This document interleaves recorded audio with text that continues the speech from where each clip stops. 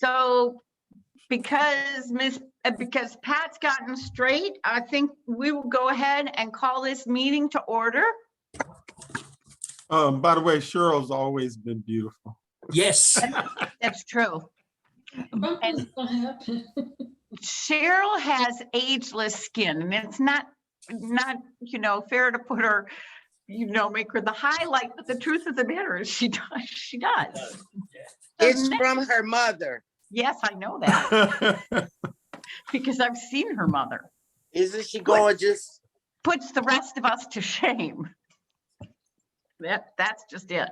So with that, we are calling this meeting to order. It is Monday, April 5th, 2021, 5:31 p.m. And we are assembled here for the City of Oxford Board of Commissioners agenda meeting. We are still meeting via Zoom. And as such, I will do a roll call so that we know who is able to be heard or not. And Mayor Pro Tem, are you there? Excellent. And then starting in the screen nearest me, Commissioner Tovey, Yes. Commissioner Bullock, Yes. Commissioner Gilreath, Yes. Commissioner Fields, Yes. and Commissioner Bridges. Yes. And I believe Commissioner Kern is off enjoying time with his family, which is wonderful. He said I had his proxy. You have his proxy? Well, you Ha. can certainly tell us how he feels, but you can't add in the vote. No. I wasn't sure if it was he or Goofy talking. Okay. So I also see that Cindy Bowen our clerk is not signed on. Does that mean that Alyssa Blair is taking care of the kind of order of business today? Mr. Thornton? Cindy's here. I don't know why she's not connected. I'm fixing to find out. Okay, just because I would like to verify before we go ahead with the vote, I would like to make sure that we have not heard any additional public comment subsequent to the public hearing that we had on March 29th. So if y'all can just be cool and relax, we will wait till the manager comes back and lets us know, and hopefully Ms. Bowen signs on.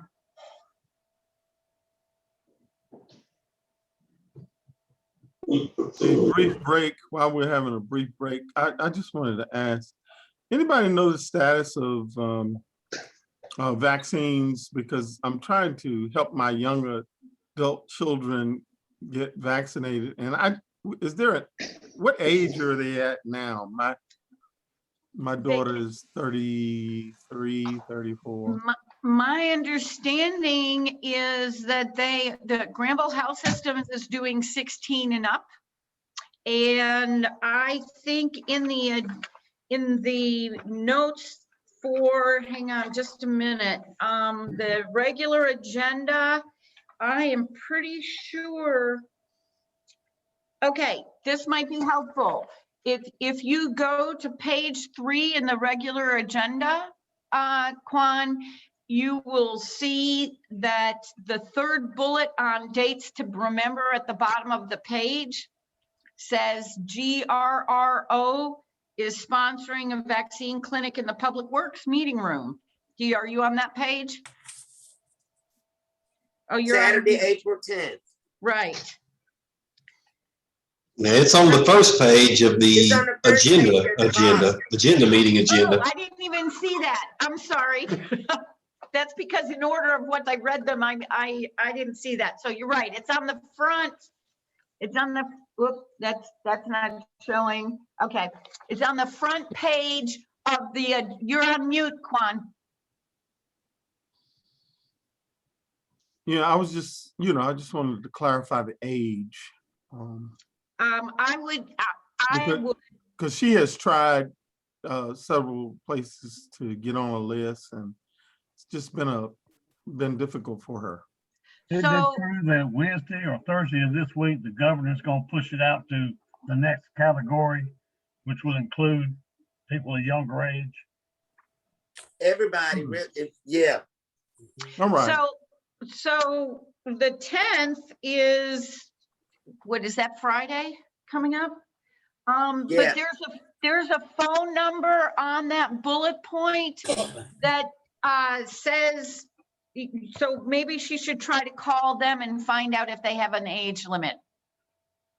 Okay. Okay? And if I Also- find out anything, or if anybody Yeah. finds out anything else, please share it. Okay? Yes, please.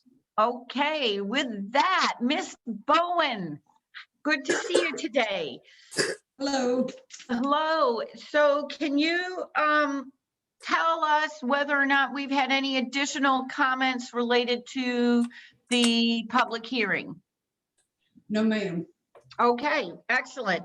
So with that, we move forward to item A on our agenda for tonight, which is to consider adopting the necessary resolution declaring intent to reimburse the local government commission installment purchase resolution, the local government commission installment purchase contract, the NCDOT resurfacing municipal agreement, and BB&T resolution approving financing terms. So these are a number of different documents that we are going to be adopting. So we have the resolution, the LGC installment to purchase resolution, the LGC installment to purchase contract, NCDOT, that's number 4 and 5. So 5 separate items, and they are all in your packet.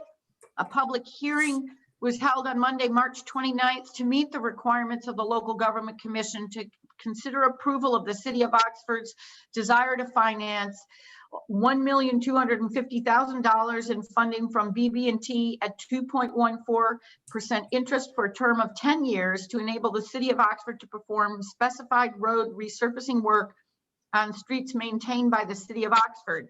And you have all of that support material in your attachment that is with this cover agenda page. And so with that, what in attachment 2A, what is the pleasure of the board? Motion. Motion by Commissioner Curran. Any discussion? All the way from Florida, huh? What is, That was Commissioner. He's got a second from Florida. you just got a second from Florida? Okay, that's good. I'm glad. I think we all feel better, and I know he wishes he was on the call right this minute. You said the motion was from Commissioner Curran. Did It I was say from Commissioner? Yeah, Could have said Goofy. This is not good. I apologize. I'm so sorry, Commissioner Bullock. I'm so sorry. Okay. Any discussion, any comments besides my egregious error? No?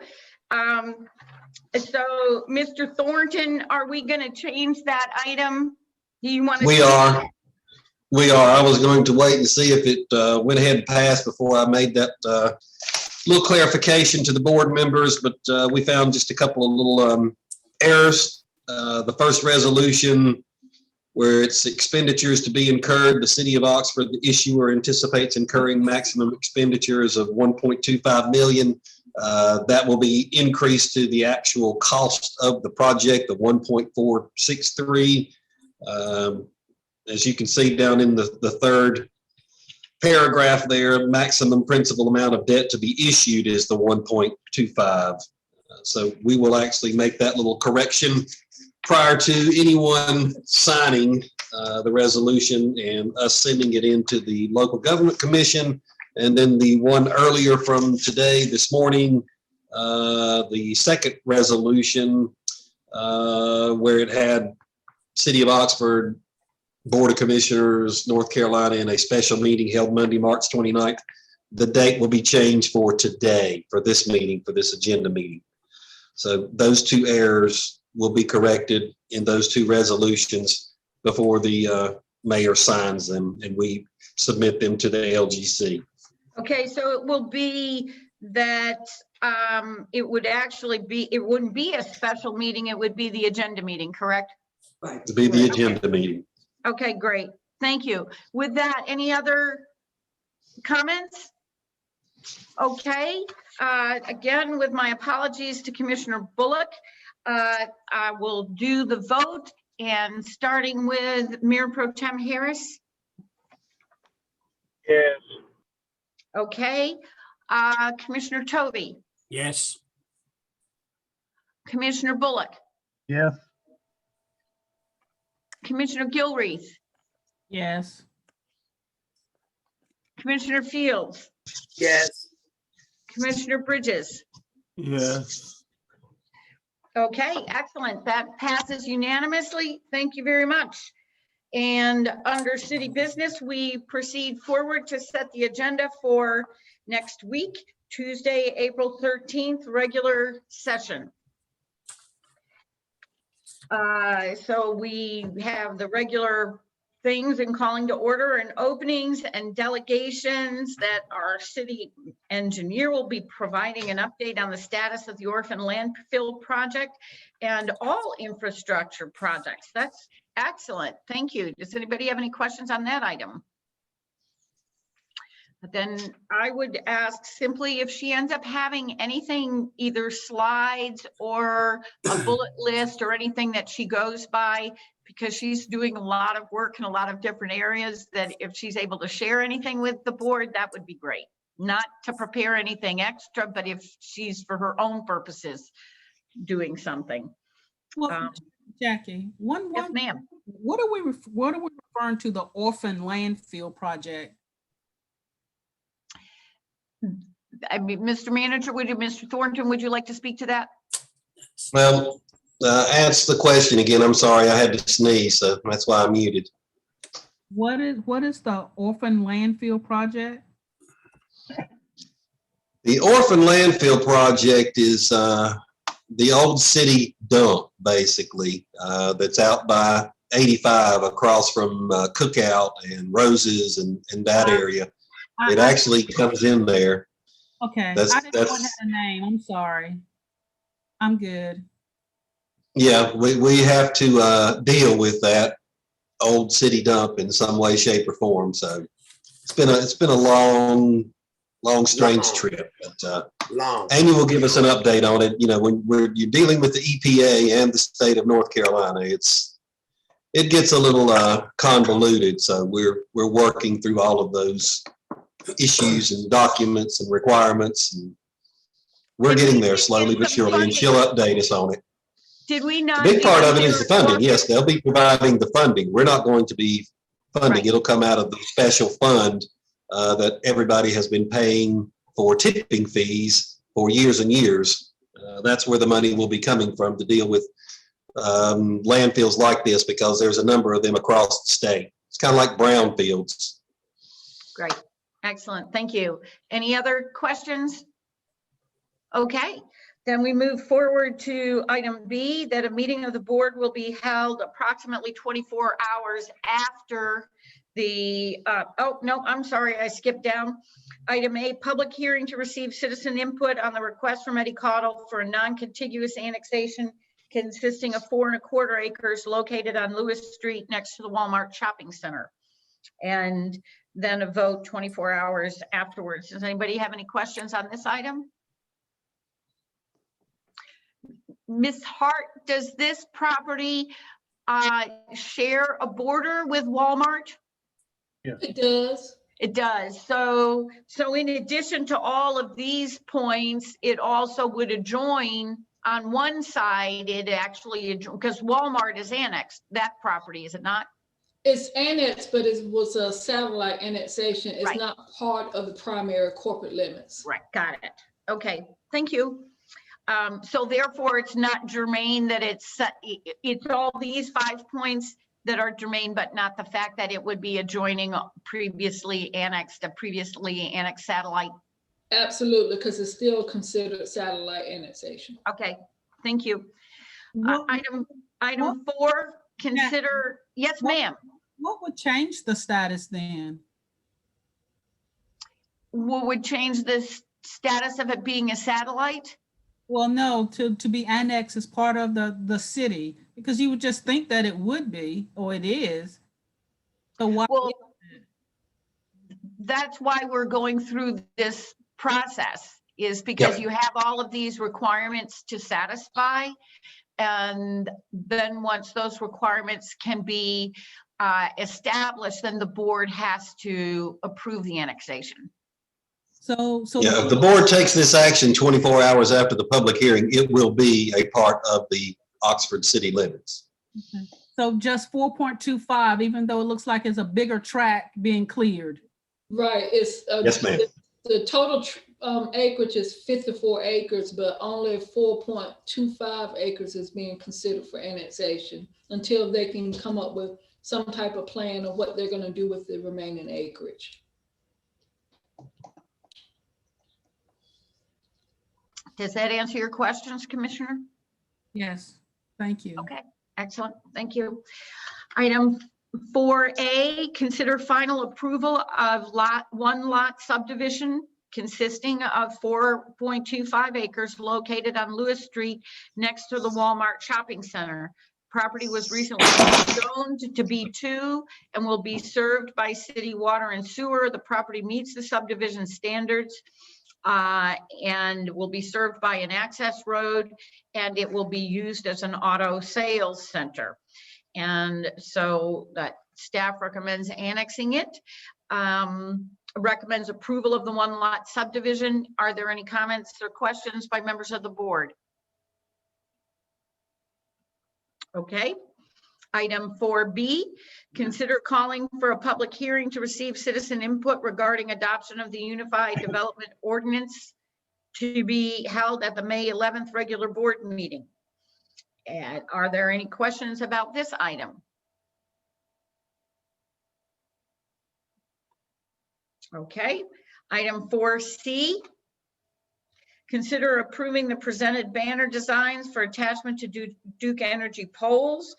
The DOEDC Design Committee requested that City Council reviewed and approved the attached, or they're requesting that we approve the attached 2-banner design for use on Duke Energy poles. Does anybody have any questions? Then you have information about that in your attachment 4C.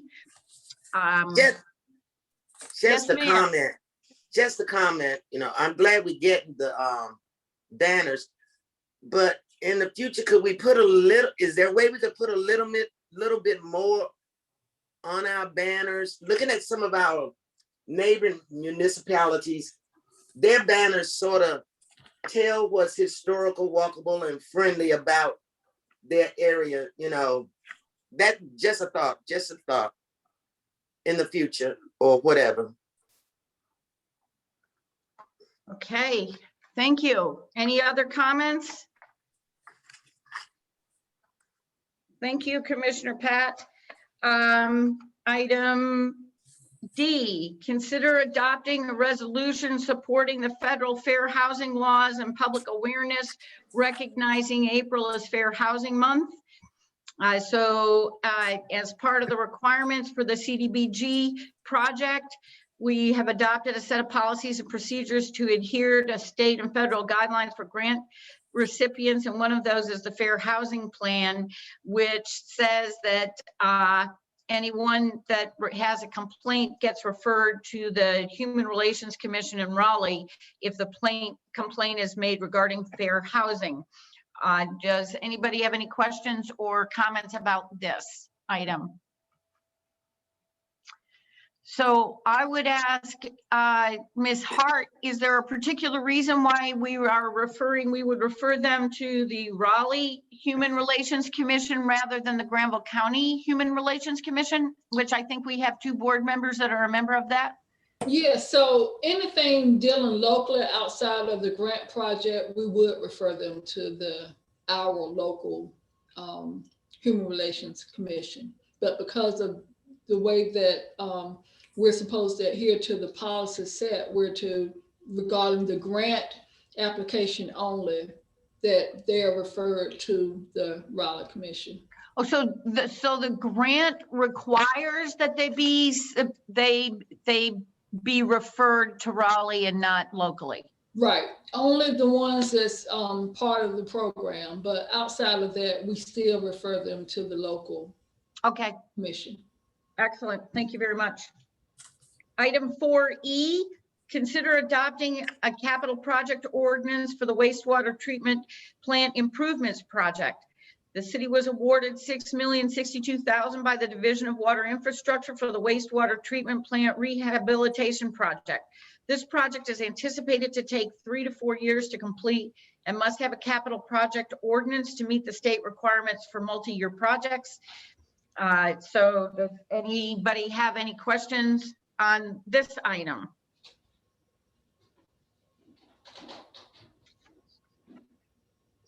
Okay, thank you very much. Item 4F, consider officially engaging with Freese and Nichols Consulting Engineers to perform a feasibility study and provide recommendations for the board for consideration. And this is regarding Oxford's Elmwood Cemetery. And we discussed this in, I think, that Public Works Committee meeting. Do any members of the board have any questions on this item? So, I do. I have yes, one. ma'am. We're talking about the stormwater drains that were placed in the cemetery that was built in 1883. Are there other drains or stormwater drains going through there? None to my knowledge, and none that have collapsed, such as this one. The topography dictated how stormwater flows through that piece of property, and that swale that runs right through the middle is where they wound up placing that stormwater drainage line. Unfortunately, I don't believe that there are others running through the cemetery. So you're saying this is the only drain for the whole cemetery? That is the stormwater drain that runs through there for that area. Otherwise, it sheds on either side of that swale. It sheds off the property down into the creek. That's the actual only pipe that runs through there that carries stormwater. Are there other pipes that run through there then? I'm sure there's a few little odds and ends of water lines running around there close to it, but no, they're basically the cemetery is getting pretty close to being fully occupied, if you know what I mean. So the plots take up all of the area there. Around the perimeter of it, there are water and sewer lines, and there is a main sewer easement and collection line running adjacent to the creek in the back, but there are no other utilities running through there other than a water line that runs to that maintenance or storage shed that is on the property. There's water running to it, but not through the cemetery. So can we provide the layout of the infrastructure that's under the cemetery? I got the back half of the question. What was the front half? Can we be provided maps or whatever we have available to show what is under the cemetery? Yes, we can do that. Yeah, only because if things are collapsing and it's the same as with our city streets and our city infrastructure, you know, it's only a matter of time. I was just curious what else we will be confronted with, because we're expending a lot of money just to figure out what to do with it before any work is even done. And this is a very delicate, you know. Yeah. It is. It sure is. I mean, Yep, we'll pull up the maps and see what we have. Can we be provided a copy of one of the maps? Absolutely. We'll probably be able to send it digitally.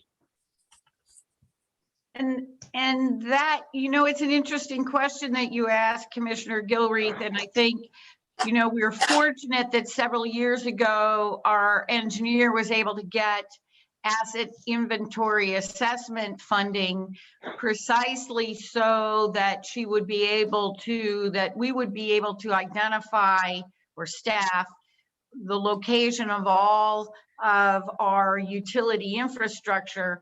And that was one piece of it. And the next piece of it was to my understanding, to be able to assess the condition that it's in.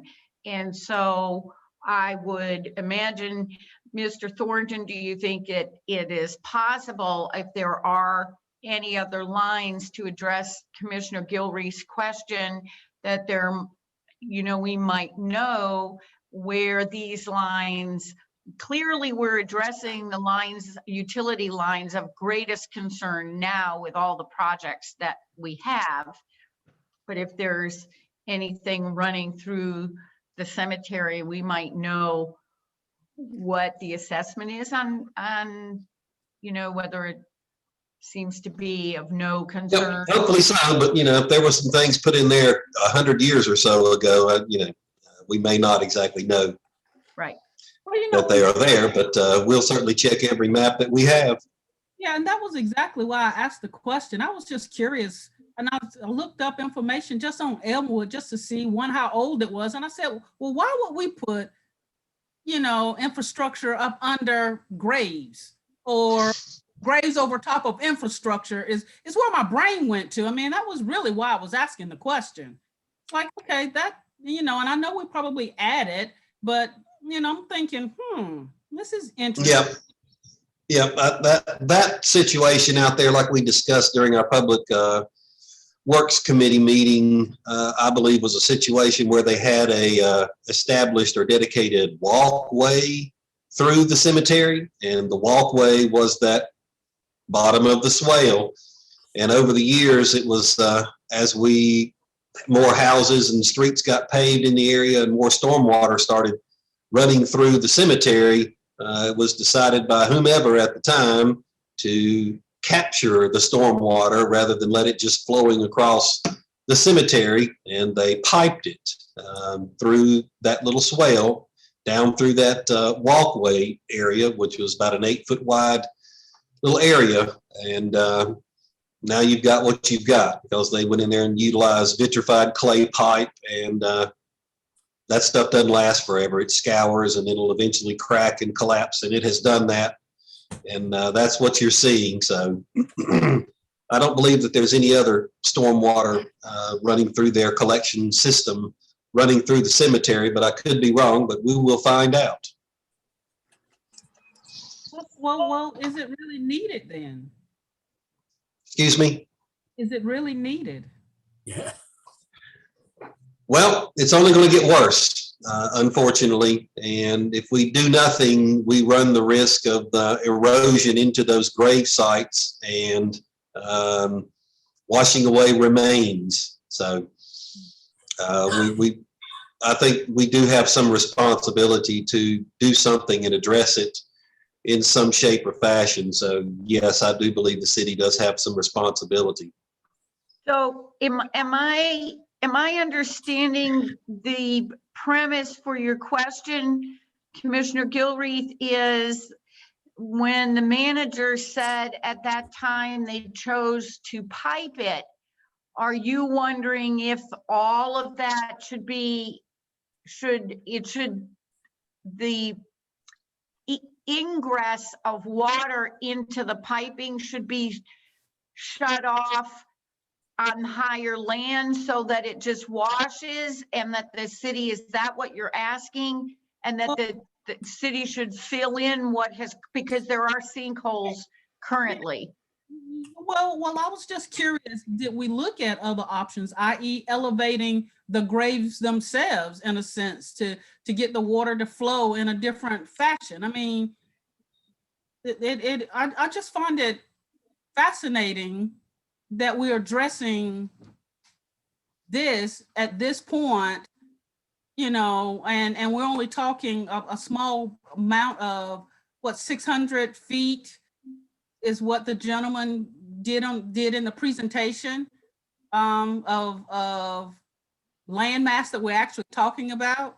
I was just intrigued by it. One, that it was in my mind such a small spot in a sense, but it's a big problem.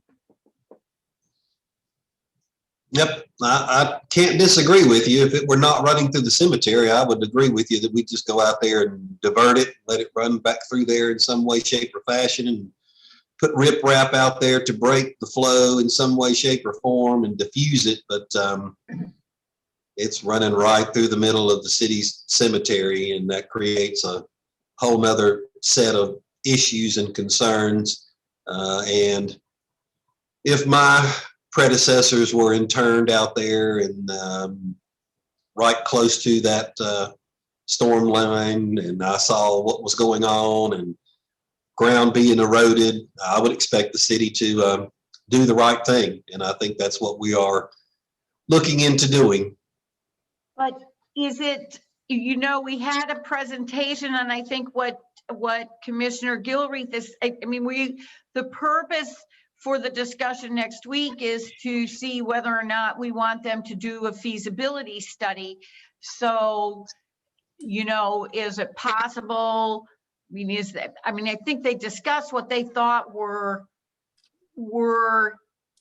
the best ideas from what they have observed to dealing with the problem.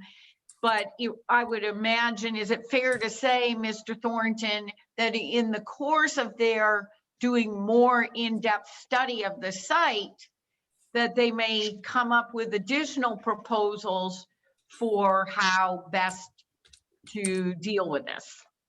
Yeah, absolutely. I think that's why we engage with them, and that's been their charge, is to come up with options for dealing with that stormwater flow as it exists out there currently.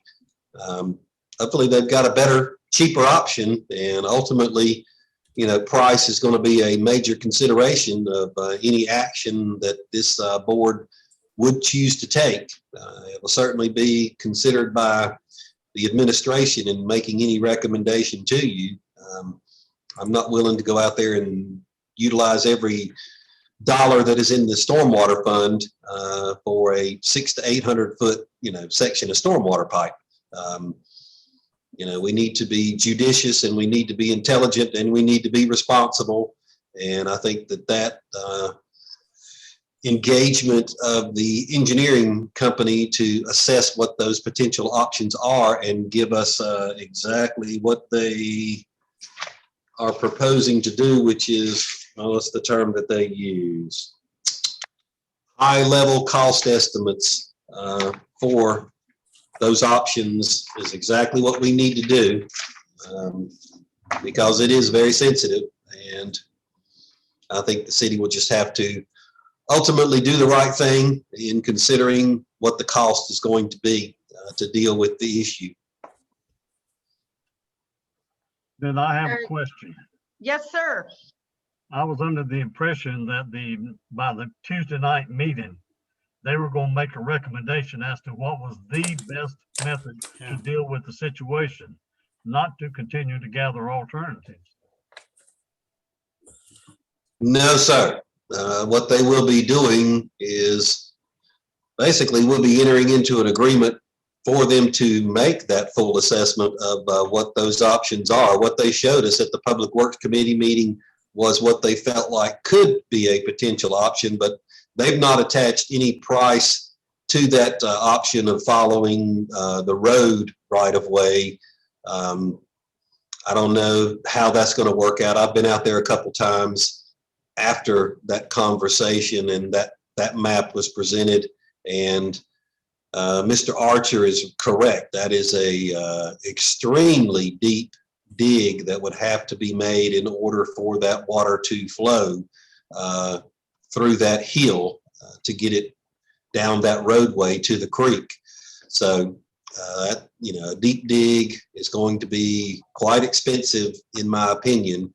But this would be to engage them to attach high-level cost estimates to the options that they would come up with in their charge, which is to provide us with information regarding what we might consider doing with that stormwater. Have you asked everything you need to ask, Commissioner Bullock? Yes. Okay. Does anybody else have any other questions? So I just have a comment.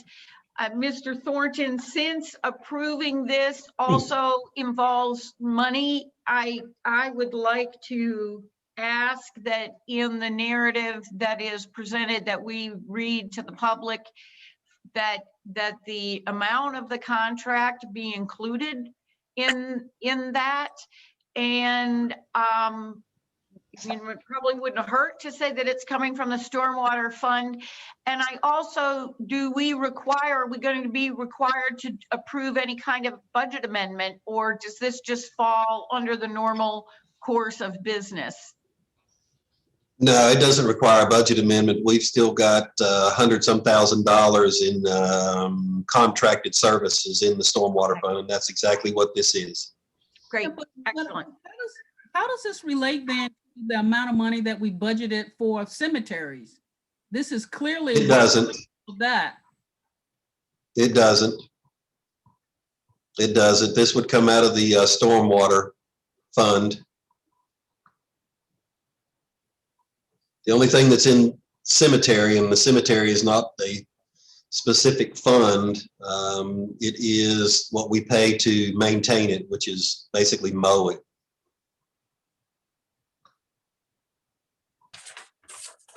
Okay. Does that answer your question sufficiently, Commissioner Gilreath?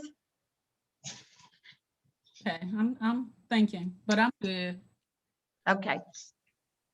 Okay, then we move forward to item 4G, which is to consider approving a sub-recipient agreement between the City of Oxford and Area Congregations in Ministry as part of the 2020 Coronavirus Assistance Project, up to $30,000. Does any member of the board have any questions for Ms. Hart on this item at this time? The only Commissioner. question I might have is, do I have a conflict here because I'm on the board of ACIM? I don't think you're gonna benefit. I'm not going to profit from it, no. Right, so I wouldn't think All right. it would be any type of conflict. I just want to be upfront, you know. No, that's good. Thank you. Thank you for that question. Does anybody else have any other questions on this? So- Could you repeat that? I missed it. I couldn't understand. I guess my connection went bad for a second. Okay, did you miss Commissioner Tovey's question? And was that it, Mayor Pro Tem? That's it. Yes, Commissioner Tovey. He wanted to know, he sits on the board of ACIM, and he wanted to know if that would be a conflict of interest for him to vote on this item. Thank So, you. Ms. Hart said that it would not be, because he does not personally stand to profit from the awarding of this or entering into this contract. Thank you. You're so welcome. Ms. Hart, will whoever's doing this with ACIM, because they obviously have their own records, but would they be checking with DSS's records as well? Yes, they're gonna cross-reference with DSS as well. We've been in contact with the state, and they strongly encouraged us to have a sub-recipient. DSS, they're not interested in doing it in that deal of work. So we're still going to involve them. We have to involve them. Right. But ACIM did volunteer kind of to help us. But we're gonna put together an application packet. We're gonna receive the application packet, and once we do all our checks and balances, then we'll send it to ACIM. They'll do the same thing, and then it'll come back to us for payment. Right, okay, so and then ACIM would be reaching out to double check with DSS. Absolutely. Excellent, thank you. Any questions from anybody else? Okay, then we see the consent agenda is straightforward, and dates to remember. Storybook Stroll, April 12th to 23rd. Those of you that have grandchildren that might be in Oxford, I don't know if you did the Christmas Storybook Stroll, but this is wonderful. Mary and Christine worked on the last one, and they put pages of a story at different locations in downtown Oxford, and the kids go walk with your children from one posted location to the next one. And then at the end, you get a coupon for a cookie at Strong Arm. So when I did it with my granddaughter and her friend, they had a lovely time. It was really a lot of fun because the kids are happily running between one page to the next, and it was just a great activity. So I'm excited about that. Basketball tournament, that's awesome, and April 24th. And then the COVID vaccine clinic. Does anybody know what GRRO stands for? No. It's Granville Rural Green Rural Redevelopment Organization. They're actually out of Henderson, but work with all of the cities, I think in Vance and Granville County. Okay, so you said Green Rural Redevelopment Organization. Okay. Yes. Thank you, Ms. They Chief. put on several COVID testing sites around the county. They've done a couple out at the Expo, and they were going to do a testing site with us, but then we had we're supposed to have a bad storm. State funding ran out for the testing site, so now they're actually getting 250 vaccines weekly, Awesome. I think. Okay. Yeah, we're Now, excited about that. I'm not sure you were on the call earlier when Commissioner Bridges asked his question. Do you happen to know what is the lowest age they will accept for giving vaccines during this event?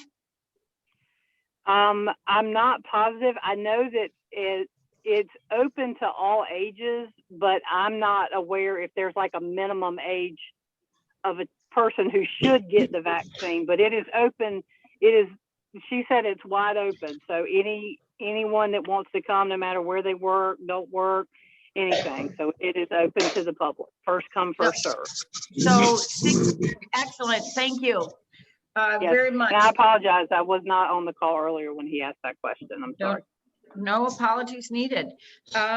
Okay, with that, for anything to consider, Mayor Pro Tem, do you have anything that you want to add tonight for the good of the cause? No, ma'am. Okay, Commissioner Tovey, No, ma'am. Commissioner Bullock, Nothing. Commissioner Gilreath, The date of the June agenda meeting? so you're just, oh yes, Ms. Bowen, can you double check whether that is actually going to be May 30th or June 1st? It's June. I believe it's June 1st. It's Tuesday, June 1st. Okay, I'm writing that down. Thank you for bringing that up, Commissioner. Which is also my birthday, if any of y'all wanted to know. I'm not sure you want us to sing you happy birthday in public session, do you? Maybe not. Maybe we should just all text you. Okay. Now, she's putting in a plug for gifts and cake. I promise you that. Oh, cake, just cake, no gifts. I don't need gifts, just cake. Okay. Commissioner Fields, anything that you would like to add? To our manager, the last email you sent out today, in regards to, oh, well, I'm on my phone, so I can't read it. You remember the last one you sent us from the legislatures? Yes, ma'am. Expound on that. I read it. Well, it appears that someone in Raleigh has gotten a wild hair and is choosing to pursue something that I don't think most folks in North Carolina would believe to be beneficial. It's been done in Oregon as the league letter or league bulletin, excuse me. discussed, and it is being discussed in Charlotte, North Carolina. The Charlotte City Council is discussing this right now as far as eliminating single-family zoning from their zoning ordinance. And essentially, that's what this proposed bill would do. It would revolutionize zoning as we know it in the state of North Carolina. I think the more significant issue with it is that it is another initiative and effort to take away the authority of local governments in determining their own manifest destinies as to how they wish their communities to look. I don't know that I need somebody on Jones Street telling me on Martin Luther King Jr. Boulevard how to zone that property. It's kind of a one-size-fits-all approach. And here in the last 6, 7, 8, 10 years, whatever it has been, there have been a number of attempts to revise and change the authority of local governments in dealing with land use decisions and applications and zoning. Some of them have passed. You all recall the elimination of the city's ability to annex property. You all recall the limitations of the expansion of the city's extraterritorial jurisdiction authority. So there have been a number of things that have been done, and this is another right in that same vein that would essentially eliminate, in my opinion, a lot of the city's ability to zone property in and around the city of Oxford, or for that matter, in any established municipality across the state of North Carolina. And when you get into communities such as Oxford, just using us for example, if you really start looking at the zoning map as it exists now, a lot of it is zoned single family residential. And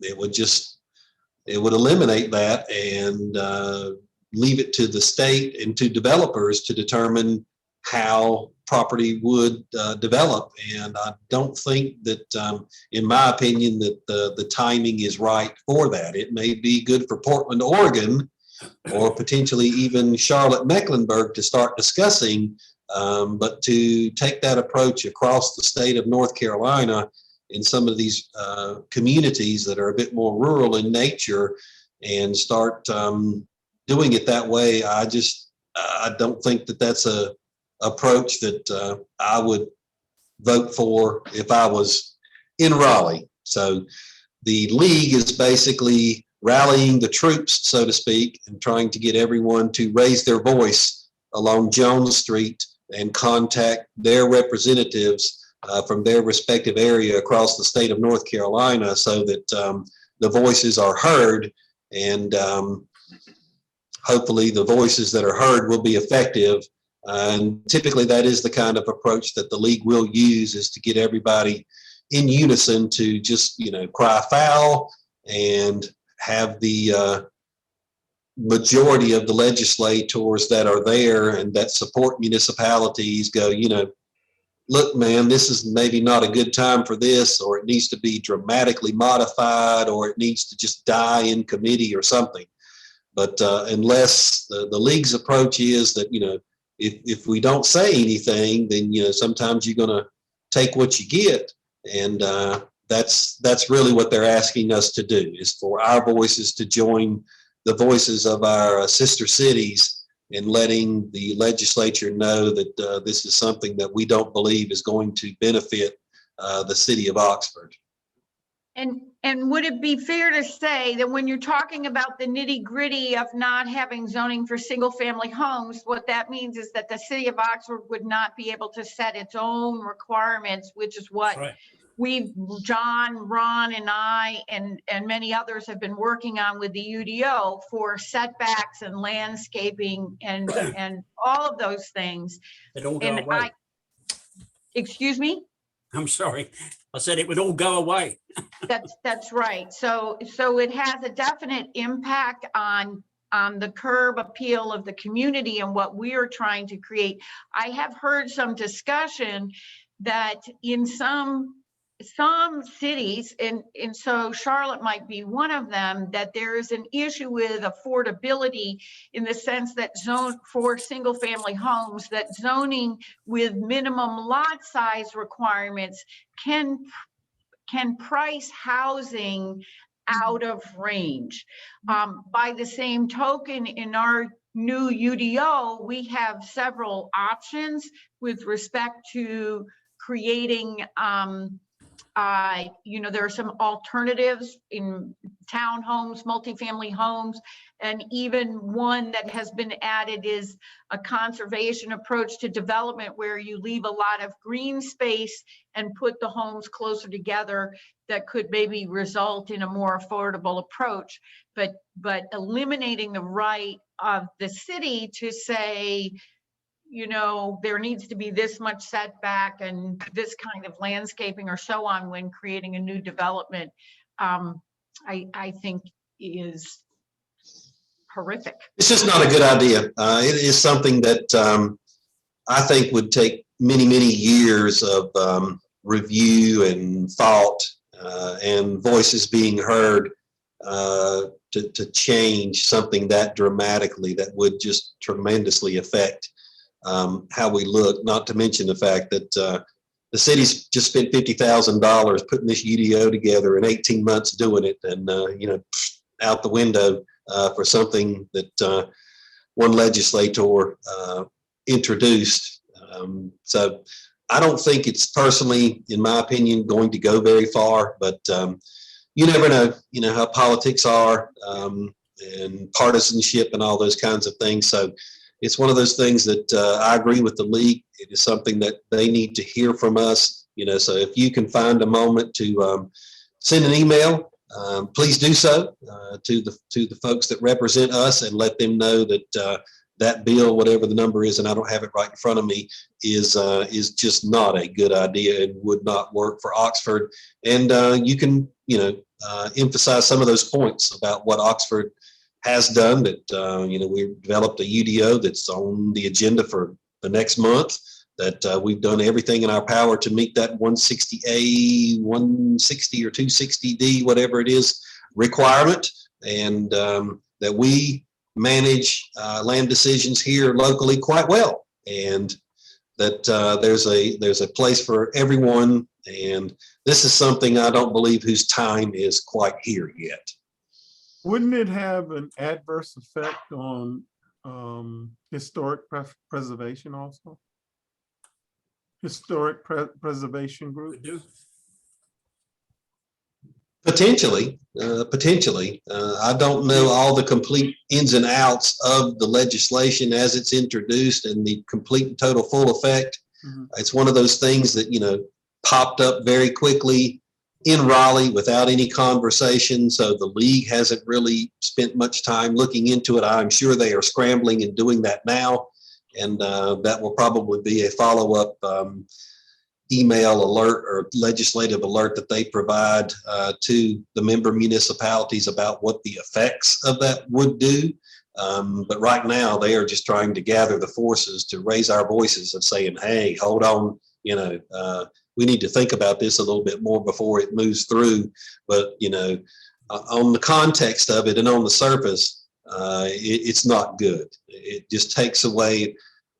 I guess I'm old school. I don't think I need people in Raleigh to tell me how to deal with land use decisions locally. I think that's best left to the locals, and we've done a pretty good job. And I think we're stepping up our game with the UDO and all the things that we are doing, and we're doing a fine job and don't need a one-size-fits-all approach to zoning across the state of North Carolina being jammed down our throats by the General Assembly in Raleigh. Thank you. And thank you for asking that, Commissioner. And there is a link in the email that comes from the league that if you click on it, there's a one-pager that they've created that has some bullet points on it that you could reference. If I will, I will try to draft something tonight and would be happy, certainly, if I send it, I will send it out, on behalf of the board, but I think this is an instance when it is also good for everybody to send something, but I will be happy to CC you if I manage to get mine pulled together and sent out.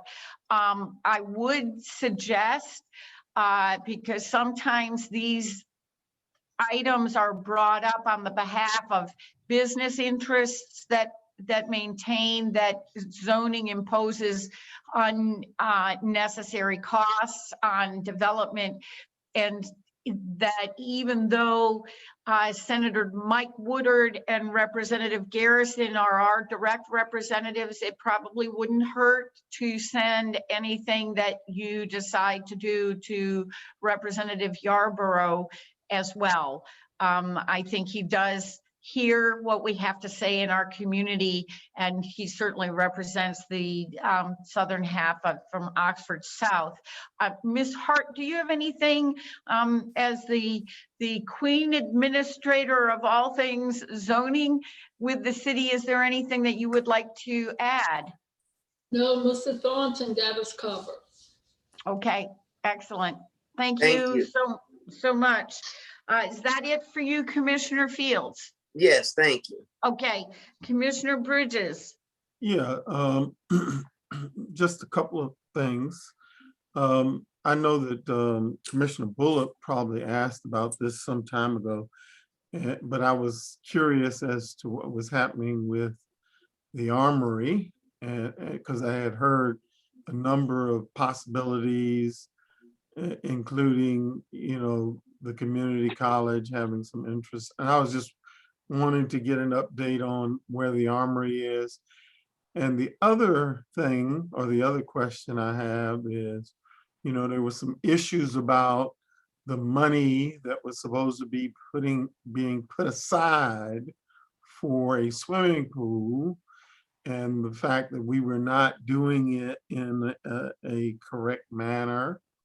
And we were supposed to revisit that through our finance committee and or board to make sure that those monies that were supposed to be being put aside for a pool actually went into a fund so that we'll know where it's going and how much it is. Okay, Mr. All right, Thornton. I'll take that one. I'll be glad to. The pool and the funding for the pool is being incorporated into the budget that is being developed right now by yours truly. You will see it when we schedule our first budget and finance committee meeting. It'll be in the draft of the proposed budget that you will see. It'll also be included into the city's capital improvement plan or program, just like any other project that the city intends to do. So it will be there for all to see. And the additional question, what was that one? Armory. Armory. Okay. Yeah. Just an update. I don't know. Commissioner Bullock brought it up a few meetings ago. Yep. The city is continuing to have conversation with the community college about the utilization of that facility. I think, as was stated 2-3 weeks ago, they have been here. They have toured it. They like the facility. They have need for it, like we discussed, for potential workforce development center or heavy manufacturing training type scenario, if we can work out all the details with them in regards to how they want to utilize it and, the partnership. So it's still ongoing. That's what I've got for you in regards to the Armory right now. I have not had any other additional inquiries other than the community college since we had the conversation about the museum. Thank you. Excellent. Anything else? Has anybody thought of anything else they want to bring up after hearing what's already been brought up? Okay, then I think what I 3, 4. I've gone through everybody. Mr. Thornton, is there anything else that you would like to Yes, put on the table? very quickly. I met with the Department of Transportation last week, who also had on site the selected contractor for the traffic circle project. That is looking like May for construction. The contractor who was there indicated that it would take approximately 6 weeks to complete that project. And the Department of Transportation is essentially awaiting funding to be cleared for that project. It's going to come from the Federal Highway Administration pot of funding that they receive. So they essentially have to send in a specific request for those funds coming from that pot of money. And that meeting was last Wednesday, and they estimated another week and a half to 2 weeks for that funding to be approved from that pot of money. So it's looking like May, and I have communicated very clearly with both the contractor selected by the DOT and the DOT that once that funding comes through and they are ready to move forward, that they immediately alert us so that we can start conveying that information to the public, because it will be a bit disruptive there once they get going. In the meantime, we are working feverishly to essentially relocate a manhole that is in the middle of the intersection of Spring and Main. So we've got to do that in advance of their coming. And we are waiting on a brand new manhole form to be delivered so that we can make that little adjustment and be prepared for them to show up and create that nice new addition to our downtown area. That's all I got for you, other than to say that if anyone has any additional questions or needs some information or clarification regarding Elmwood Cemetery and the stormwater project, shoot me an email, give me a call. I'll be glad to discuss that further with any member of this board, or, we'll be glad to go back out there and take an actual look on site. Be glad to do that. Mayor, before we go, I would just like to say that I noticed on the news that there is an expected 4th wave of COVID. The virus is coming off the back of spring break and the Easter holiday. So I know all of us have been vaccinated, but please, let's just still be precautious of where we're going, and remember our mask, our hand washing, and our distancing. Thank you, Pat, for Commissioner Fields for bringing that up, because can I comment on that, or you want to go, Ron, first? No, go ahead. I just have one question. Okay, absolutely. And I apologize, Ron. No. I think he came up right after you did. I just wanted to say that somebody on Facebook saw a picture of me masked with 2 other people outside and said, why are you masked? And my comment was, because that is the recommendation, that we continue to follow the 3 W's, and I have an obligation as a public official to model appropriate behavior. And he still followed up with, you're outside, why do you need to do this? So I think people are understandably sick and tired of being masked, as am I. So I appreciate that, Commissioner Fields, that you brought it up, because I think we do have a job as elected officials to show people that we're going to follow the guidance. So thank you, Ron, Commissioner Bullock, and carry on. I just had a quick question. The work that's going on out there near the interstate, right off MLK Boulevard, is that DOT? There's a couple of projects actually going in out there. The one that's going up the Industry Drive is gas. That's a gas line that I believe is going to Triangle North. The other is our new contractor. What's their name? Starts with an M that I keep forgetting. But it is us. It's not DOT. It's the city and one of those sewer replacement projects. Is it Moffett Piping? There it is, Moffett Pipe. I don't know why that name won't stick in my head, but that's who's doing that project. It's the city. So that's a Okay. sewer replacement, did you say? Yes. Yep. And Amy will give an update on that to the board next Tuesday. But that's us. Thank you. And I will add one more thing very quickly. You may Sure. start seeing him around, but our new Public Works Director started today. That's great. Can you remind us of his name? Stephen Blasko, Blasko. And is Stephen with PH or VEN? PH. It's a PH. Okay.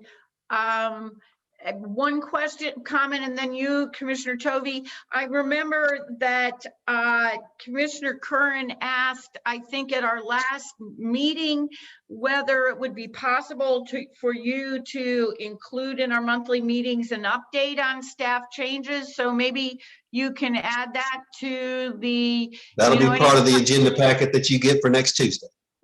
Great, excellent, thank you. Commissioner Tovey. I just wanted to mention something that Ron did about the road works. When I went round there the other day on Industry Drive, they had shut the road completely. They were working on the shoulder, but they'd shut the road completely, and semi-trucks were going down Raleigh Street and Henderson Street, and they didn't know where to go because there were no signs, which I thought was absolutely atrocious, and it's certainly a lack of work on the contractor's part. It was terrible. You can't have semi-trucks driving around little city streets. No, I've not seen that, but I'll keep a check on it. I was out there today, as a matter of fact, and they had one lane open today. I mean, I don't see any reason for them to close the entire road, as the gas line is going in the shoulder and not in the road. Right. So That I was agree my- with you. That was my question, and I did mention it actually to someone there, and the next day the road was open. So, everybody knows that I say whatever is on my mind when it's on my mind usually, because that's, as we've seen, I can get messed up with names and other things, and so I'm unlikely to remember something after the fact. But I would say, since this is the world of cell phones, if anybody on the board sees something like that, that is a good reason to reach out right away to the manager and say, you've noticed this, and is there any, do we have any control over that so that we can get traffic moving? I mean, even if it's something like getting an officer out there temporarily, I don't know, but I, Mr. Thornton, is it safe to say that if somebody notices there's an issue like that, they can reach out to you? Oh yeah, you can see Click Fix Me anytime. Excellent, thank you. Anything from anybody else? Okay, do we have any thoughts about when we're going to start meeting in person? Oh, please. I think we'll have that conversation next Tuesday Okay, Good. and see how we feel, and keep an eye on that fourth surge as well. right. Right. I want to be safe, but I definitely like seeing you in person and not as a 1 by 2 inch stamp on my computer screen. So I look better that way. I'm sorry, you're better with, I look better that way. oh, you do? That says you. I think you look pretty good, Yeah. probably in person as well. So Commissioner Bullock, did you have anything else you wanted to add? No. Okay, so I would like to say one thing. I got to get me a good looking picture. that Me too, Quan. that I can put up when I don't, when I don't want to be seen. I Me got to get too. me a good looking picture. Me too. well, Well, you probably, if you have your picture that was taken by the photographer when we were all sworn in, you could import that. But I really like seeing your face. I like seeing people engage and interact. So you look good to me, just the way you are, as do you, Commissioner Field. So with that, do we have a motion to adjourn? Motion. Motion. Motion by Commissioner Tovey. I'm going to take the roll call. Mayor Pro Tem. Yes. Okay, Commissioner Tovey, Yes. Commissioner Bullock, Yes. Commissioner Gilreath, Yes. Commissioner Fields, Yes. Commissioner Bridges. Yes. Okay, with that, we stand adjourned. Be safe and sound, enjoy the weather, and take care of your allergies. I think tis the season. Take care, everybody. Aye.